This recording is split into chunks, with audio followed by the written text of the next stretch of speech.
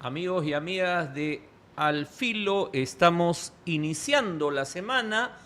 Hoy tengo como invitado al ex congresista y ex gobernador regional de Cajamarca, Mesías Guevara, que es miembro del Partido Morado y alguien que además recientemente ha publicado un libro que se llama Por la Gran Revolución Digital, el Cápac Ñan de nuestros tiempos. Pero el tema, yo lo he invitado a Mesías para hablar de la coyuntura política del momento y no podemos dejar de mencionar lo que ha ocurrido el día de hoy, que es el asesinato del ex congresista fujimorista Oscar Medelius, ¿no? Personaje polémico, pero sin duda su muerte terrible. 20 balazos le han metido a Medelius y esto es una muestra más de el grado de violencia que estamos viviendo, no solamente en Lima, sino en todo el país. Pero quiero empezar con ese tema, justamente. Mesías, bienvenido, un gusto tenerte en Al Filo. Gracias, Javier, por la oportunidad. Siempre es un gusto conversar contigo y la verdad que muy lamentable lo que tú acabas de comentar. Mesías, ¿qué significa que alguien que no es un ciudadano que no ha tenido poder, que no es un ciudadano, no es un vecino, ¿no?, pueda ser asesinado de 20 balazos en horas de la tarde en una calle en Caraballo, digamos? No podría haber sido en cualquier otro distrito. ¿Qué significa eso en términos de la violencia que está viviendo nuestro país y nuestra Mira, ciudad? significa, como tú lo acabas de expresar, varios temas, ¿no? Pero vamos por un tema específico, lo más fundamental creo, es de que da a conocer de que estamos cayendo y lo peor es que no hay esperanza de tocar fondo. Ajá. Es decir, que estamos en caída libre, porque habría la esperanza que esa caída libre se detenga porque ya hemos tocado fondo, pero no, seguimos en caída libre. Y eso, lamentablemente, hace que nosotros sigamos viviendo esta espiral de violencia, más allá del personaje, como tú bien lo has señalado, sus características positivas y negativas, bueno, su vida, más allá de eso, significa que la violencia en el Perú se sigue consolidando y se sigue incrementando. Y bueno, y creo de que la batalla, la guerra, mejor dicho, la estamos perdiendo. Ahora, como te decía, cuando uno ve pues lo que ha pasado con Medelius o lo que pasó en Trujillo hace poco con este atentado al local del Ministerio Público o el asesinato del periodista y empresario de las comunicaciones Dica Gastón Medina, como que se veía venir, ¿no? Y bueno, y después todo el tema de esta joven que trabajaba en el Congreso y que le meten pues también no 20 sino 40 balazos, ¿no? O sea, hay una escalada de violencia. Y tenemos un ministro del Interior que dice que su aprobación ha subido, ¿no? No sé si tenemos los cuadros, ¿no? Tenemos el cuadro de la aprobación del ministro Santibáñez, no sé, él está contento, creo, con su aprobación. Hay una encuesta que ha realizado Datum para el diario El Comercio, para el Grupo El Comercio. No sé si tenemos esa información, vamos a buscarla, pero bueno, hay una desaprobación muy alta. No tiene pues la desaprobación que tiene Dina Boluarte, porque ese es un récord mundial que nadie va a superar nunca, ¿no? Pero hay una desaprobación muy alta y el 80% pide su renuncia. Santibáñez debe seguir siendo ministro, Mesías. ¿Tú estás en Mira, el 7% que lo aprueba? no, ¿Ah? y yo estoy en el otro lado. Pero Ah, fíjate que lo que resulta es de que el pueblo, los políticos, los opinólogos, los expertos en la materia, hay un consenso en la que este señor ya debería dejar esta cartera que es muy importante en este tema que tiene que ver con la seguridad ciudadana. Todos lo están pidiendo, a gritos. claro. Incluso entiendo que también la Asamblea Nacional de Gobernadores Regionales también ha pedido incluso que se convoque al CONACET, es decir, al Consejo Nacional de Seguridad Ciudadana. Pero lo curioso es de que no hay nadie que tome esa decisión. Y eso más bien nos lleva a ver de que este señor está súper blindado, súper protegido, no solo desde el Ejecutivo, sino también del propio Congreso de la República. Y eso, por ejemplo, yo veo ahí que hay congresistas de Renovación Popular, congresistas de Fuerza Popular, congresistas de otras bancadas que salen a decir, oye, ¿cómo puede ser posible que este señor tenga tan alto nivel de desaprobación cuando ellos tienen la solución? La solución, ellos tienen, según la práctica parlamentaria, primero lo interpela si quieres, o si no, directamente la censura. Claro. Le quita la confianza, pero no lo hacen. Por lo tanto, ahí está súper blindado, súper protegido, por eso se le ve tan seguro. Ahora, ¿tú crees que el asesinato de Medelius pueda cambiar un poco el ánimo en el Congreso en relación a Santibáñez? No va a cambiar, porque imagínate que ya hubiera ocurrido con la propia asesinato de la señorita que trabajaba ahí con ellos en el Congreso, que fue, como tú dijiste, 20 balazos, 40 balazos, y luego el propio local de la Fiscalía que ocurrió, el fallecimiento o el asesinato de Gastón Medina. Entonces, no, yo creo que no va a cambiar nada. O sea, como que es más de lo mismo. No, más de lo mismo, para ellos es una raya más al tigre y lo van a seguir blindando. Y por eso que se siente muy seguro, ¿no? Ahora, teníamos el cuadro hace un momento, no sé si lo pueden volver a poner, pero quería decir algo, porque el ministro ha dicho que ha mejorado, ¿no? Y claro, cuando uno ve, en diciembre, o sea, hace 2 meses, tenía 80% de desaprobación. Y en febrero tiene 76% de desaprobación. Obviamente está en el margen de error. 80 y 76 es lo mismo. Es lo mismo. ¿No? Es lo mismo. Y claro, su aprobación crece igual, 4 puntos. O sea, no hay en realidad un cambio en la tendencia general de desaprobación de un ministro como Santibáñez, digamos, ¿no? Y también hay otro dato que no necesitamos poner el cuadro, pero el 74% de la población dice que la delincuencia ha aumentado durante la gestión de Santibáñez. Ahora, Mesías, ¿por qué hemos llegado a este punto en el cual tenemos un ministro del Interior intocable, ¿no? Y prácticamente ya no hay oposición en el Congreso? ¿Cómo así llegamos a esta situación? Tú has estado en bancadas de oposición, sí, ¿no? Y a veces no eran muchos los congresistas, pero había oposición. Ahora ya éramos 5, se licuó 4 la y oposición. hacíamos fuerza, ¿no? ¿Qué es Lo lo que que- pasa es, fíjate que ahora el tema de hay un cordón, no umbilical, sino un cordón que los une a todos. Hay un vaso comunicante que le podríamos calificar, en la que de manera transversal cruza a todas las bancadas parlamentarias y al propio Ejecutivo. ¿Cuál es? El tema de busca de impunidad. Entonces, en estos momentos, las bancadas parlamentarias en su conjunto más están pensando en cómo encontrar impunidad que en luchar contra la corrupción y contra la inseguridad ciudadana. Y en eso lo lleva precisamente a olvidarse de una agenda nacional y tener una agenda muy personalísima, que tiene que ver cómo salvarse de los próximos juicios que tengan. Porque, mira, ve, ¿qué ha ocurrido? Por ejemplo, en la subcomisión de acusaciones constitucionales han librado a una congresista, creo que apellida Torres, que la fiscalía era por mochasueldo. Igual ha ocurrido en la comisión de ética, que a otro congresista, creo que apellida Gerí, que tampoco le abrieron por el supuesto, acto de violencia sexual contra una señorita en la que él estuvo presente. Por lo tanto, creo que entre 70 aproximadamente están investigados en el Ministerio Público. Por lo tanto, ellos les une de manera transversal Digamos esa que impunidad. la impunidad los une. Y Ahora, ahí no hay diferencia ideológica ya, ni programática menos. Sí, acá tengo un comentario de Anne-Marie Hefken que dice: la inseguridad en el país va en aumento y no se ve una luz detrás del túnel, ¿no? Y entonces, hemos hablado de Lima, de Trujillo, de Ica, pero tú eres de Cajamarca y tú eres de Jaén. Y en esa zona, y en San Ignacio, hay un problema bien serio también. No se habla mucho, pero la minería ilegal está avanzando con fuerza. Mira, ¿Cómo está la situación ahí? La verdad que yo en lo personal estoy bastante preocupado porque está afectando de manera directa, uno, al ambiente, dos, estaría generando también la violencia. Tú sabes que esto trae extorsionadores, trae sicarios, trae trata de personas. Y por otro lado, también lo que hace es hacer que esa zona es agrícola y ganadera.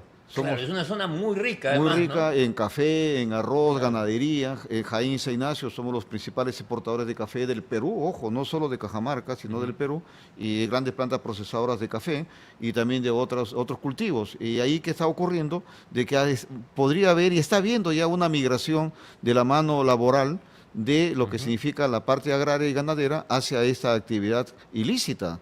Entonces, hay muchos aspectos que tienen que verse. Y por otro lado, también aprovecho la oportunidad Sí. para decirte que esta zona está siendo afectada e impactada por la minería artesanal o ilegal, aunque allá en Ecuador, que es una ya transfronteriza, en la Claro. que el río Chinchipe, que también viene de la zona de la Zamora Chinchipe de allá de Ecuador, también está siendo afectada por la minería ecuatoriana y también por la minería ilegal acá en la zona de Jaén y San Ignacio. Y ahí, vamos a decir, el Ministerio del Interior, el gobierno, Fíjate que ahí, ¿qué te digo? ¿se siente al gobierno de Dina Boluarte por allá no o se no? siente. Fíjate que lo más curioso es de que existe en la región, el gobierno regional, lo que es la Dirección Regional de Energía y Minas, el DREN, Claro. pero eso responde directamente al Ministerio de Energía y Minas. Ahora alguien puede decir, pero usted Claro, usted es gobernador. Usted ha sido gobernador, Claro, ¿no? me pueden decir ¿Pero eso. qué? No dependía No, de... es que fíjate que Cuando ellos... tú fuiste gobernador, por lo No, menos. la DREN no responde prácticamente a ningún gobernador.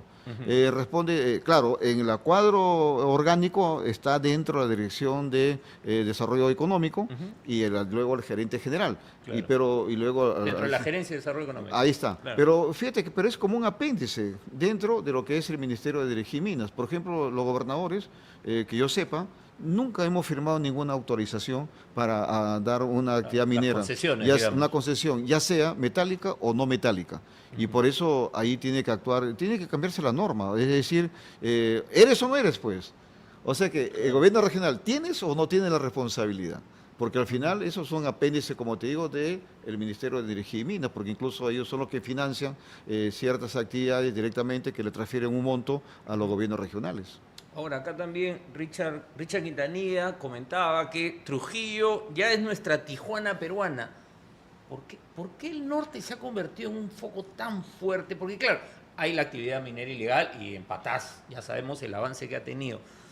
Pero hace tiempo ya que en Trujillo, sobre todo en Trujillo, Chiclayo, el crimen organizado entró con mucha fuerza. ¿Qué cosa ha pasado en el norte, Mesías? Mira, en el norte lo que está ocurriendo, en primer lugar, es una falta de gobierno, en lo que significa no hay inteligencia. Cuando yo fui gobernador y presidente de la Asamblea de Gobiernos Regionales, yo sugerí que debería existir lo que es un Consejo Macrorregional de Seguridad Ciudadana, donde haya un servicio de inteligencia que abarque a todas las regiones. ¿Por qué? Porque estos se van movilizando.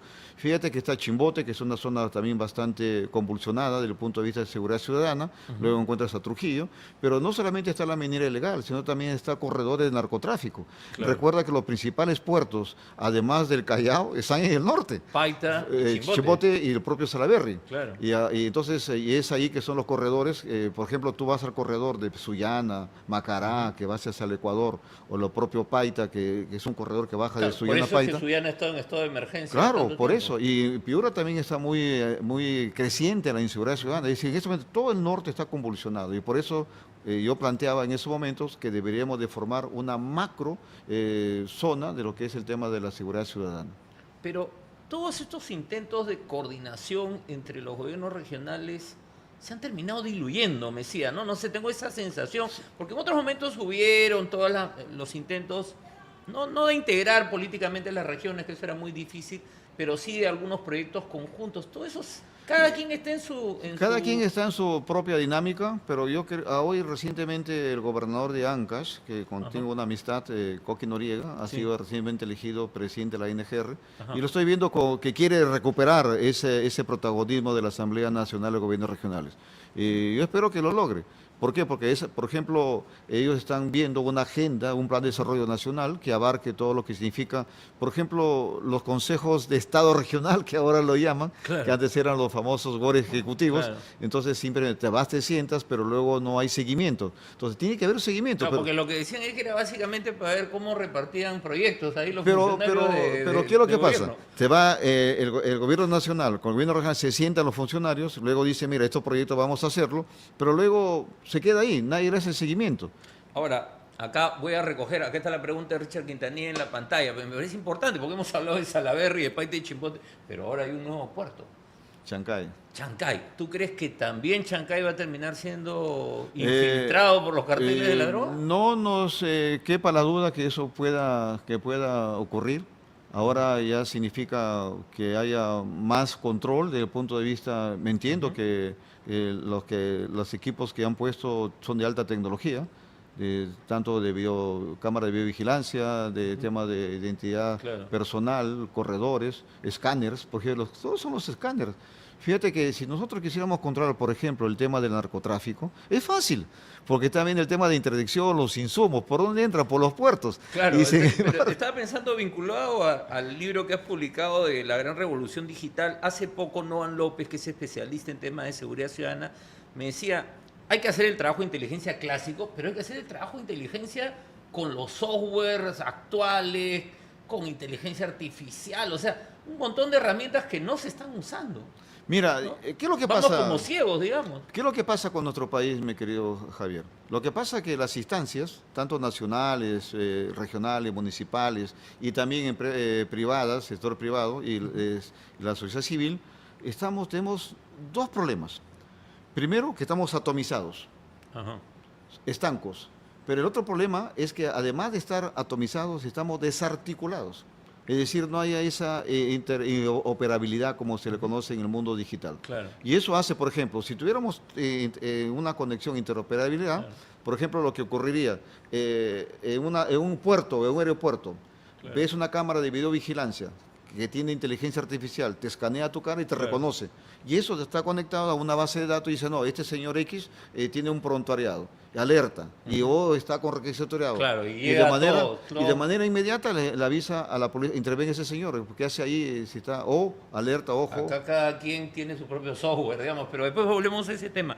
Pero ya que has dicho que no estamos conectados y que estamos fragmentados, dispersos, quiero pasar a otro tema que te había planteado para la conversación, ¿no? Es el tema que tiene que ver con el proceso político electoral. Ya estamos en un año electoral, ¿no? Y antes de preguntarte por el Partido Morado, te quería hacer una pregunta más general. ¿Por qué de pronto, creo que tenemos un cuadro ahí con la cantidad de partidos que hay, ¿no? ¿Por qué de pronto tenemos esta explosión de partidos? O sea, ¿nos hemos politizado todos los peruanos o qué está pasando? ¿Por qué de pronto más de 30, 40 partidos? De repente vamos a ver 50 al final. No, en primer lugar, las normas que se han hecho en los últimos años han hecho que se relaje la exigencia para formar un partido político. Y como tú bien expresas, vamos a llegar a cerca de 60. Por ejemplo, ahora tú ves a personas que nunca han estado en política, han logrado, con la cantidad de recursos económicos que tienen, formar su partido político. Claro, porque había las primarias, pues, ¿no? En el esquema que planteó la Comisión Tuesta, eran menos firmas, pero una primaria que después te podía... Y te va de baja, digamos, y quitaron ¿no? las primarias. Claro, quitaron la PASO. primaria. Entonces, claro, lo que tenemos es... Pero todos esos partidos, y ahora sí paso a preguntarte un poco desde ya tu rol como líder, dirigente en el Partido Morado, ¿no? Porque tú eres alguien que está militando, pero tienes una vocería permanente. Digamos, hay diálogos, ahí está el cuadrito, ¿no? 42 ahí. Hay No, es 42 hasta ahora. Sí, hasta ahora, van a Pero ser 60. 60 probablemente, ¿no? Pero imagínense la cédula, porque tiene que haber, pues, eso por 3, ¿no? Va a haber Parlamento Andino, Senado. va a haber, pero dos modalidades de Senado. Sí. Va a haber senador regional Y elegido, senador nacional. múltiple y senador de distrito Distrito único. único. Y luego va a haber también Diputados. dos diputados también de distrito múltiple y distrito, la verdad, por representación. Claro. Y más el Parlamento Andino y más la plancha Claro, la presidencial. cédula va a ser Va a ser enorme, una están norma. planteando que sean 2 cédulas, pero bueno, ese va a ser un problema para Yo- nosotros los y electores, pero yo creo que debe ser hasta 3 cédulas, ¿no? de repente, que Sí, pasa en hasta- otros países, sí.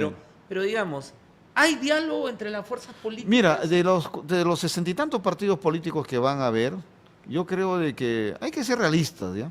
De esos 60 y tantos partidos, creo que siendo conservadores, entre 15 a 20 partidos políticos son aquellos que tienen cierta presencia política a nivel nacional.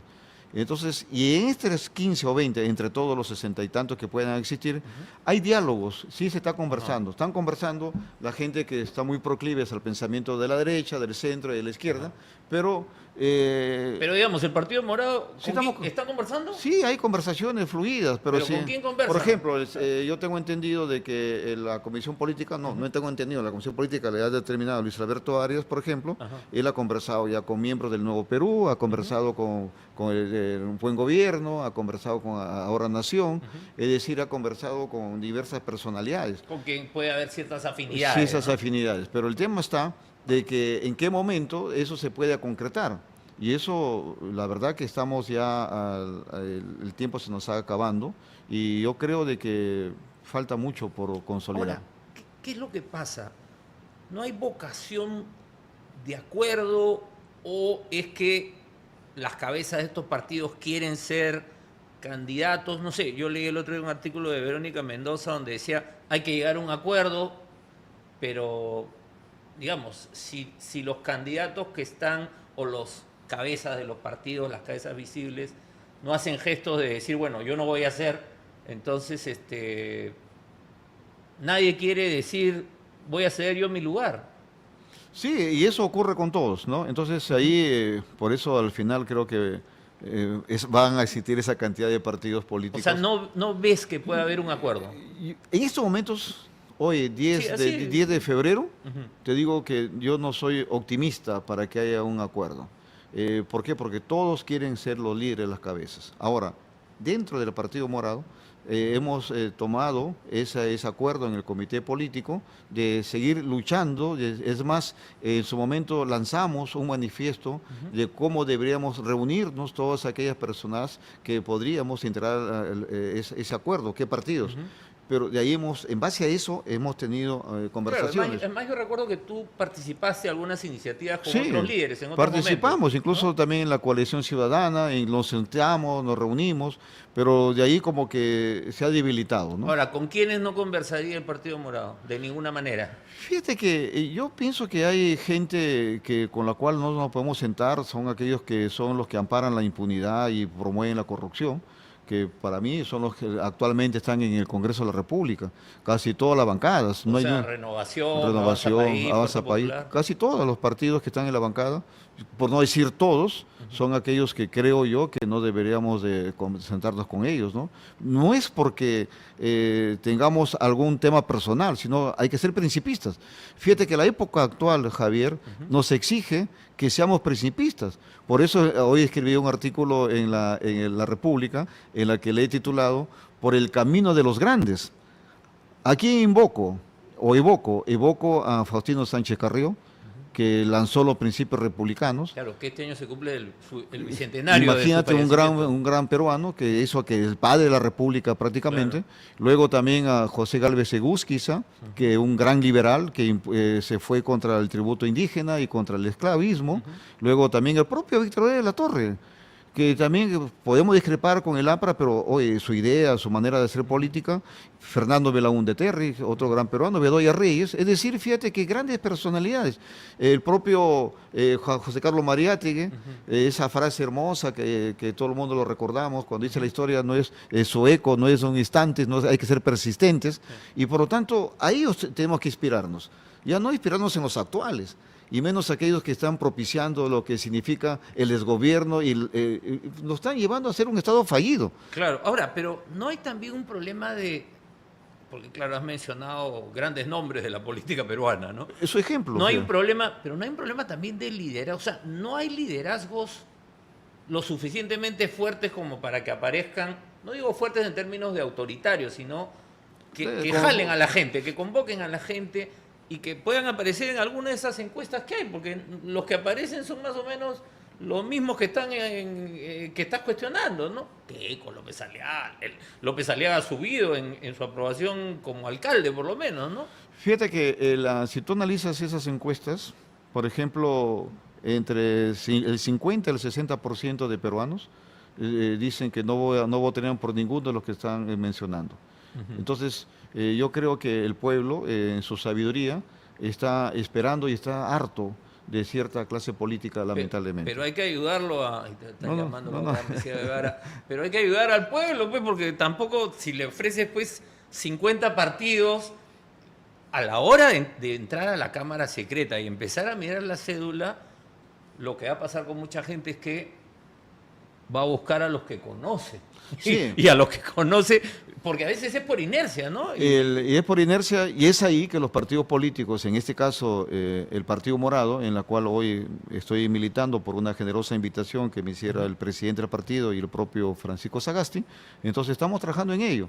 Estamos viendo el tema relacionado de cómo hacer que el mensaje llegue, y sobre todo, fíjate que yo abrigo la esperanza, Javier, de que de aquí, cuando se convoque a elecciones, ya como ya va a haber un estallido, de que van a surgir las propuestas y ahí se va a buscar esa diferenciación. Porque yo pienso que en el Perú sí hay hombres y mujeres brillantes que van a ser, ojo, no outsider necesariamente, porque ya no hay, en el Sauber, Sí, ya no hay, ¿por qué? Porque simplemente va a surgir alguien de la academia, de un partido político, claro. Ahora, y va a marcar la diferencia, ojo. Ahora, yo recuerdo que cuando tú te inscribiste en el Partido Morado, tú saliste con mucho entusiasmo levantando una posible candidatura de Francisco Sagasti.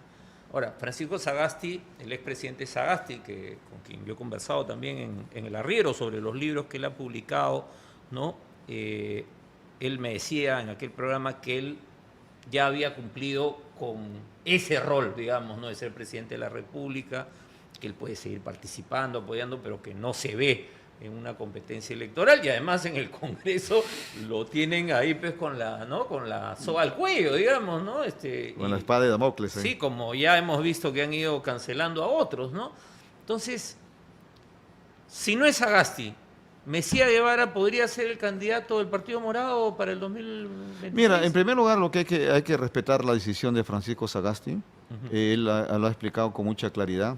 Incluso hemos conversado de manera personal también, por la confianza que tenemos, y en ese sentido yo respeto su decisión.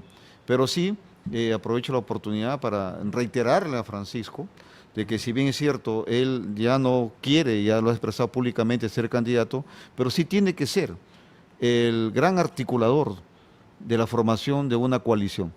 Es decir, él tiene que seguir siendo el que busque ese consenso en la que nos ayude a entendernos aquellos que podemos tener un pensamiento de centro y llegar con un programa común para salvar al Perú. Eso sí creo de que él no debe de abandonar, es decir, debe seguir siendo protagonista para construir ese centro. Y si a Mesía Guevara le dicen, el partido le dice, queremos que seas el candidato, ¿aceptarías el reto? Mira, yo te voy a ser transparente. Yo soy político y con los políticos vamos a decir, no podemos mentir. decir que no. Por eso. No, yo soy transparente, siempre he dicho. Cuando digo una cosa, lo digo de frente. Si el partido me da esa responsabilidad, yo tengo que, como un soldado democrático y de manera disciplinada, tengo que aceptar. Pero ahora eso no depende de mí.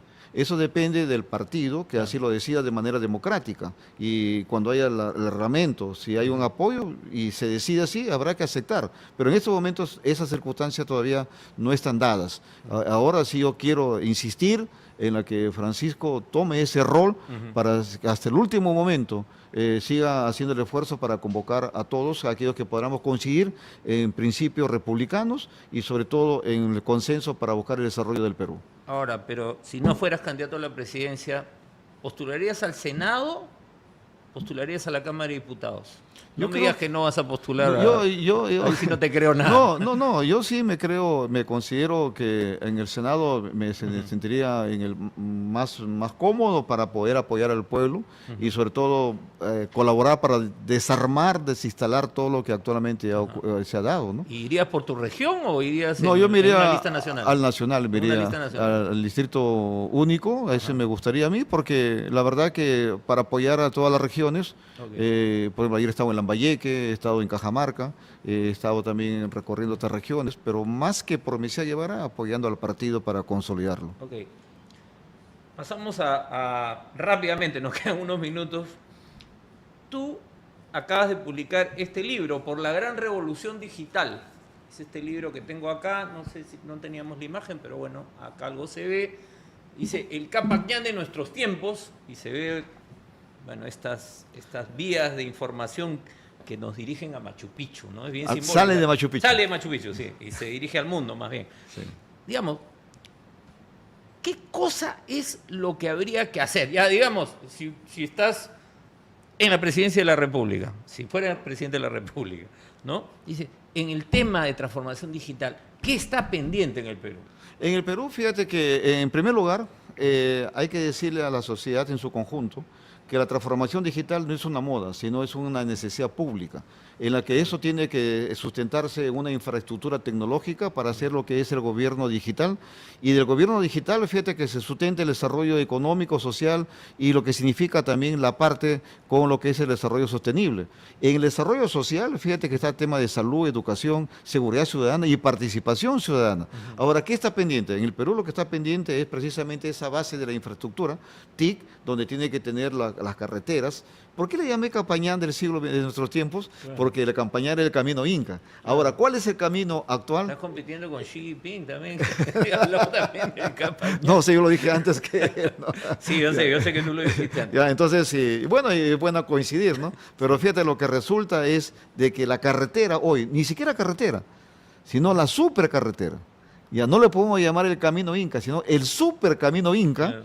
se sustenta en la fibra óptica y en la satélite que también que Sancho avanza. Claro, ahora, ahí tenemos algunas regiones donde vamos lento, ¿no? Hemos sido lentos, pero hay que reconocer de que por todo el modelo que se está implementando, que, por ejemplo, yo impulsé en el año 2012 la ley de banda ancha. Sí, recuerdo. Ya la ley de banda ancha en la que ahora hay fibra óptica en 196 capitales de provincia y se están instalando las redes regionales. Ahora, ¿qué hacer con esas redes regionales? Claro. Montar, ¿sabe lo que tenemos que montar? Montar lo que es la transformación digital productiva, el telesalud, historia de clínicas electrónicas, teleeducación, el tema de la agricultura de precisión, apoyar a lo que significa la cultura, lo que es la identidad digital, es decir, todo lo que tengamos que hacer. Y en este libro, ahí escribimos prácticamente esa ruta, combinando, también evocando al Perú antiguo, combinando las últimas tecnologías y, por supuesto, el liderazgo. Todo Ahora, depende... Se necesita o sea, a la inversión que ya se ha hecho en banda ancha,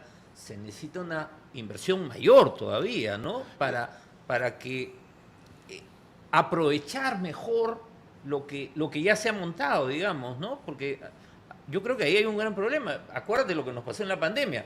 Se pudo avanzar, pero cuando se quiso implementar este programa Aprendo en Casa, ¿no? O sea, no había cómo. Ahí te comento, fíjate que cuando yo entré de gobernador a Cajamarca, desde el primer día me puse en contacto con la Secretaría de Gobierno Digital de la PCM y pusimos el cero papel, la firma digital y el trámite digital. Sí. Y yo quiero felicitar y agradecer a los trabajadores de Cajamarca, del gobierno regional sobre todo, porque asimilaron de manera rápida, de tal manera que cuando llegó la COVID-19 simplemente ya no tuvimos problemas. Fíjate que todos los trámites fueron de manera digital y eso sí nos afectó en el tema de Aprende en Casa, pero sin embargo Claro. con el equipo implantamos todo un sistema de información donde ubicábamos dónde no llegaba Aprende en Casa y ahí conseguimos las tabletas. Fuimos la región que más tabletas conseguimos, 160.000 tabletas. Ahora, te voy a hacer una pregunta que seguro que me va a decir que no es necesario, pero en términos de institucionalidad, ahora que la institucionalidad ha sido demolida, pero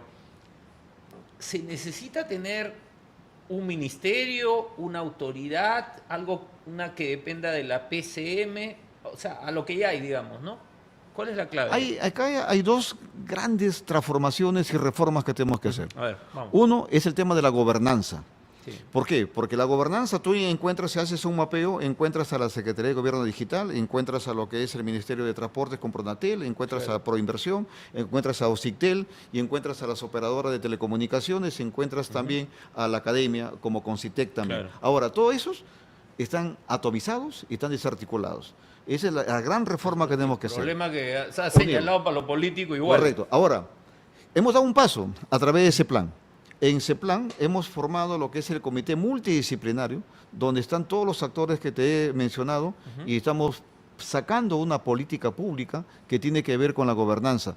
Y lo otro es la interoperabilidad, y que ya se está actuando. Y lo otro es el tema de la identidad digital. Es decir, son grandes reformas que tenemos que hacer en nuestro país y otro muy importante que es la gestión de datos.